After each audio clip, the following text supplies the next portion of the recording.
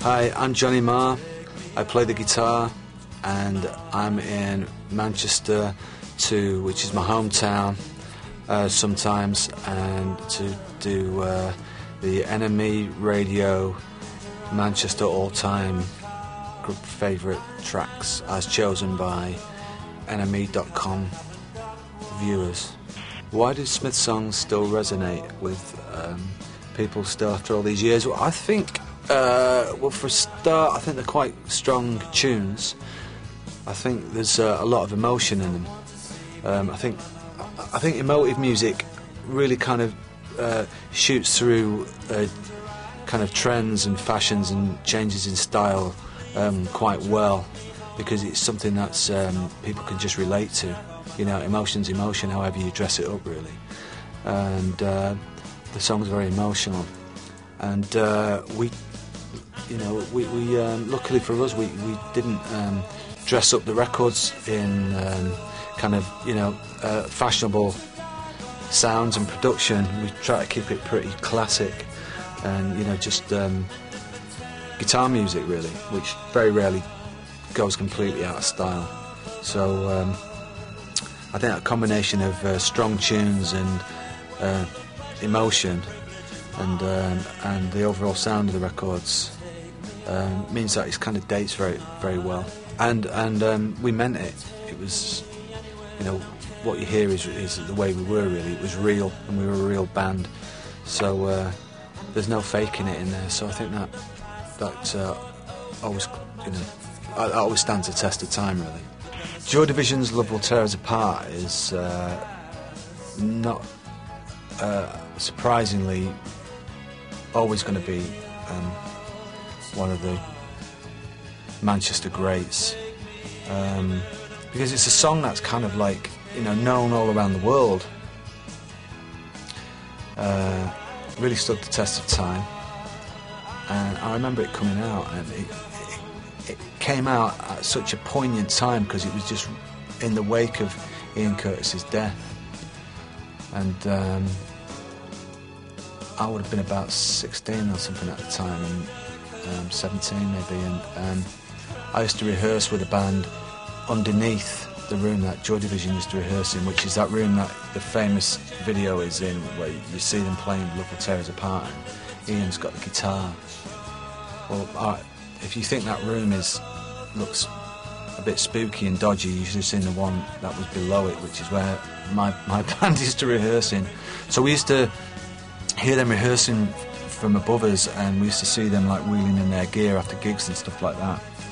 And they were quite a striking bunch and quite formidable and imposing, mostly because they wore like old men's clothes. That was the thing that I remember about Joy Division, and they had like really kind of weird sort of haircuts and quite a sort of austere kind of vibe about them.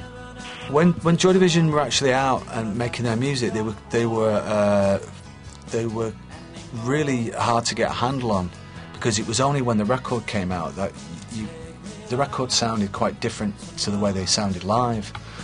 And as I say, I used to listen to them rehearsing, and they sounded like an interesting dark post-punk band, and I didn't really consider them punk rock. I considered them just like really modern, and but they weren't really the band that everybody looked up to, because they were so sort of out on their own and kind of weird. It wasn't the sort of band that you could emulate, or draw anything from particularly, because they were so unique. It just sounded like it was kind of coming from sort of outer space, really, when in fact it was coming from Macclesfield, which is kind of one and the same thing, really. I think in this context of the all-time greatest Manchester song, then it makes sense that people have chosen Love Will Tear Us Apart. To me, that's I can understand. There's a few other songs that I myself would put up there, and they would be like maybe What Do I Get by Buzzcocks, or Autonomy by Buzzcocks, or maybe like something by 808 State, which I think is kind of dated pretty well too. And yeah, there's a few Buzzcocks songs that I think we've got there. Shot by Both Sides, probably by Magazine, I'd say is my favourite all-time Manchester thing. But these things are always very subjective, so but I can understand Love Will Tear Us Apart being so big. I might be wrong, but didn't Frank Sinatra do a version of it, or Paul Young now did a version of it? And it's been covered so many times. So I can really understand that, and it totally makes sense, you know. We've just finished the Cribs record, just about, in LA a few weeks ago. There's a couple of little things like edits and mixes of songs that we're doing now, and you know, all of us are kind of working on the sleeve and with this guy Nick Scott, and it's exciting. This is my favourite bit of the whole recording process, when you've finished it and people haven't yet heard it, and that no man's land bit between it being finished and the record coming out is always my most enjoyable bit, because you feel like you've just got this fantastic secret, you know, and it belongs to the people who've just done it, and you're very excited to start to play it to people. Once it's released, it becomes something else for me. I start working on the next thing in my mind the day that a record comes out, because it seems to belong to everybody then. But we're really excited about it, and it's been the culmination of 14 months of schlepping around in weird little barns in Oregon City, and rehearsal rooms in Manchester, and sound checks and various places. We've just been writing for 14 months, and we've written a really good record, and it's, you know, lots of guitars and incredible singing. Yeah, being in the Cribs, it is interesting being in a band that's a family. A lot of people are asking me about it now, so it makes a change from asking me about reformations and all of that. But I think I'm probably going to be answering this question for the next few years, being in a band with brothers. But it's interesting. It is different from other bands, in a good way, I think. Everyone's really straightforward with each other, and there's not so much neurosis. Bands, I find, are very kind of neurotic things for various reasons, and the Cribs have got more of a kind of steady kind of approach, but it's very intense. So still very intense, and very, you know, the Cribs take the business of being in the Cribs very seriously, the business of fun very seriously, and you know, it's about wanting to kind of deliver the ultimate in their fans' desires, really.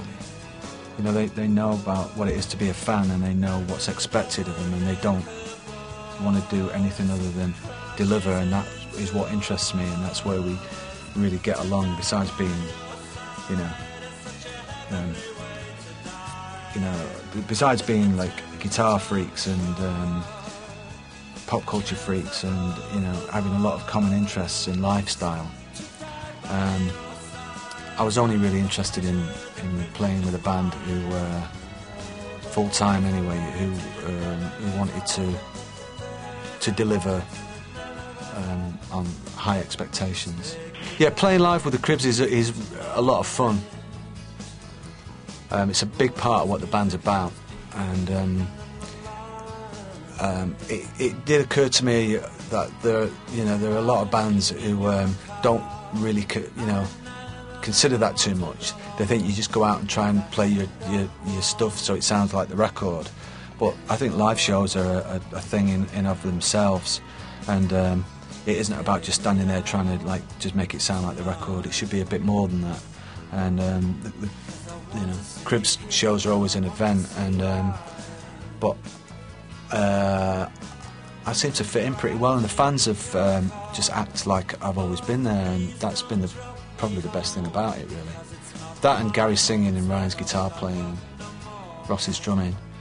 The fans, yeah, they made me feel like I've always been there. So it's great. I wouldn't say it was cathartic. It just sort of feels right.